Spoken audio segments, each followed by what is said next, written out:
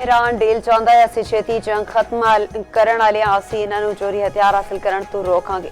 अमरीकी सदर ट्रंप का वाशिंगटन विच तकरीब नाल खिताब ते मीडिया नाल गलबात आख्या तेहरान दे कोल मुआहदे तक पहुंचने लई थोड़ा वेला बचा है। मुआहदा न होने की सूरत विच अमरीका दोबारा ईरान ते हमला कर सकता है।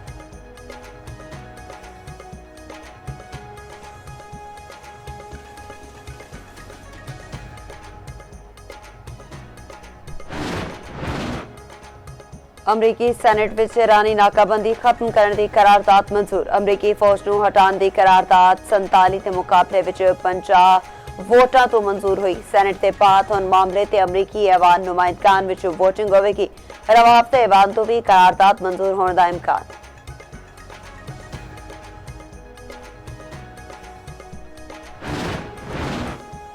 अमरीका ने दोबारा जारियत की ते होर हैरत अंगेज रद्द अमल दिता जाएगा। रानी वजीर खारजा अब्बास अरागची ने अमरीका को खबरदार कर दिता। आख्या अमरीकी कांग्रेस ने एतराफ कर लिया $अरबां के दर्जना लड़ाका तैयारे तबाह हुए। यह भी तस्दीक हुई कि F-35 सारिया तो पहले डिगन वाली ईरानी फौज।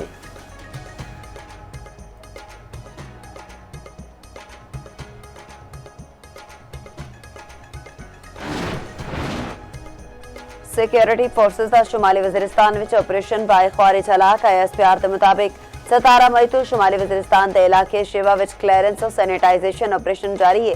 सिक्योरिटी फोर्सेस ने खवारिज के ठिकाने मुआसर अंदाज विच निशाना बनाया। हलाक दहशतगर्द तो असलाह ते गोला बारूद भी बरामद।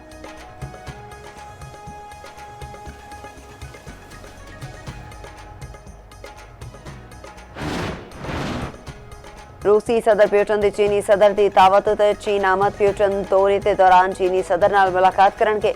दोवां रहनुमावां दे विचकार इकतसादी तावन आलमी और इलाकाई अमूर ते गलबात होवेगी। बीजिंग आमद ते रूसी सदर का पुरतपाक इस्तकबाल किया गया।